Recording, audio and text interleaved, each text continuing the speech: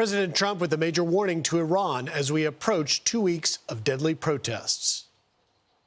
So Iran's in big trouble, and that doesn't mean boots on the ground, but it means hitting them very, very hard where it hurts. I just hope the protesters in Iran are going to be safe, because that's a very dangerous place right now. And again, I tell the Iranian leaders, you better not start shooting, because we'll start shooting too. It comes as Iran's supreme leader threatens a greater crackdown, saying, quote, the Islamic Republic will not back down in the face of vandals. Trump should know that world tyrants were brought down at the peak of their arrogance. He, too, will be brought down. Fox News contributor and former Secretary of State Mike Pompeo joins us now. Mr. Secretary, thank you for joining us. Talk to me about the significance of what we're seeing unfolding from Tehran to Mashhad, all across 100-plus cities in Iran, the protesters standing up, even raising the sun and lion flag. Griff, it's great to be with you this morning. Your point is very well taken. The breadth of this set of protests, the depth of this set of protests, and the scope of the different people, right? Business people, students, seniors, people who had been former government service, all out in the streets protesting, people from different ethnicities, folks from Baluchistan and from Esfahan and Kurds, right? People all across the country just can't take it anymore. They've been deprived of their basic economic ability to live a decent life and raise their families. We've seen these protests before. In 2009, we saw something that approached where we are today. President Obama literally refused to do anything, not even speak out in support of the Iranian people. And President Trump has taken a fundamentally different view and a different position. I think that also encourages the people of Iran to get the government that they want, and I'm hopeful they'll continue this effort.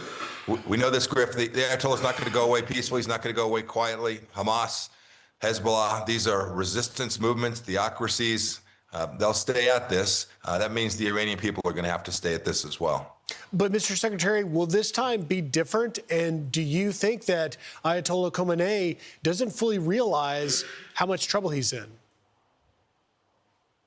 Griff, it's always unknowable if it will end completely differently, but this is different.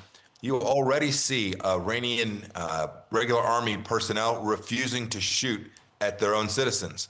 It's called the Artesh. So you have the IRGC, the Basij, different suppression forces that the Ayatollah has used. He'll keep trying. I understand he brought some folks in from Iraq, some militias that have been working with the Iranians there. He's not going to give up. I don't know that he recognizes this is different, but the people do. The people can see that what's taking place here today is fundamentally different than what's taken place before. And I hope that they can stay at this.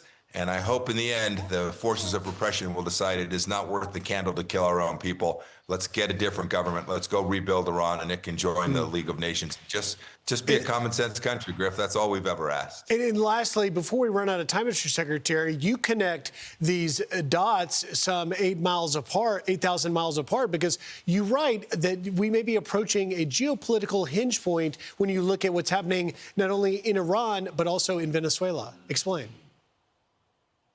Yes, I wrote about this. Undoubtedly, these are connected. The Venezuelans and the Iranians have had a long relationship.